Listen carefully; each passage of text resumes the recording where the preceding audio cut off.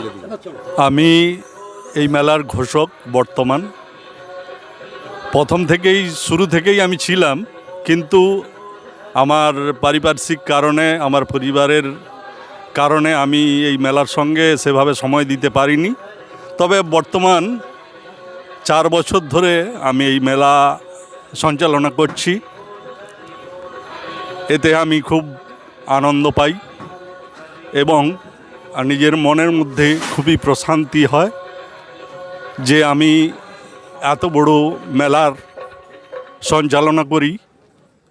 এবং এই মেলার শুরু থেকেই যে আমাদের যে অনুষ্ঠান সূচি থাকে, আমাদের ধর্মীয় অনুষ্ঠানের মধ্য দিয়েই 5টি দিন ব্যাপী আমরা এই অনুষ্ঠান আয়োজন করে থাকি এবং শ্রী শ্রী হরিনামের নাম সংকীর্তন আস্বাদন করি, শ্রবণ করি এবং হরিনামে মেতে থাকি।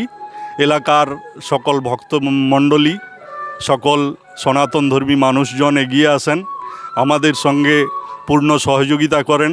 আমরা এই মেলায় ভাগবত পাঠ, গীতা পাঠ এবং লীলা কীর্তন, বিভিন্ন ধরনের ধর্মকথা, ভক্তি সঙ্গীত, বাউল গান, বাউল বলতে আমাদের যে দেহতত্ত্বের গান, আমরা সেইগুলোকে তুলে ধরি।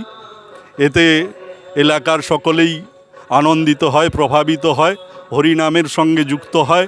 তারা হরিনামকে নিজের করে নিয়েছে। প্রত্যেক এলাকার সকল বাড়ি বাড়ি সবাই আমরা এই নামের প্রতি আকৃষ্ট হয়েছি এবং সনাতন ধর্মের প্রচার ও প্রসার হয়েছে, এটা আমি মনে করছি।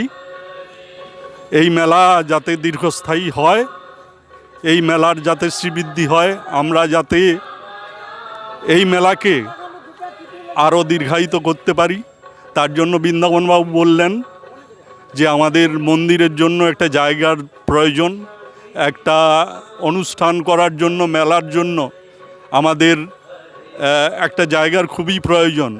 কিন্তু শ্রীকৃষ্ণের কৃপায়, মণ্ডল পরিবারের সহযোগিতায় এবং সকল গ্রামবাসী, সকল ভক্তমণ্ডলীর সহযোগিতায় আমরা এই মেলাটি করে থাকি এবং খুবই আনন্দপ্রাপ্ত হই এবং অন্যান্যদের আনন্দ দেওয়ার চেষ্টা করি।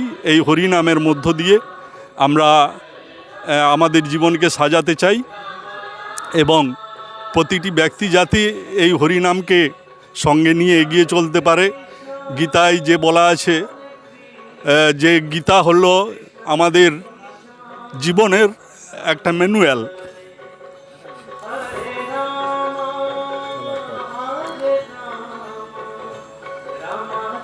আমি একটু আবেগপ্রবণ হয়ে পড়েছি। সেই ম্যানুয়াল আমাদের জীবনকে কিভাবে এগিয়ে নিয়ে যেতে হয় তার কথা বলা হয়েছে, যাতে সকলে সেই পথ অনুকরণ করে।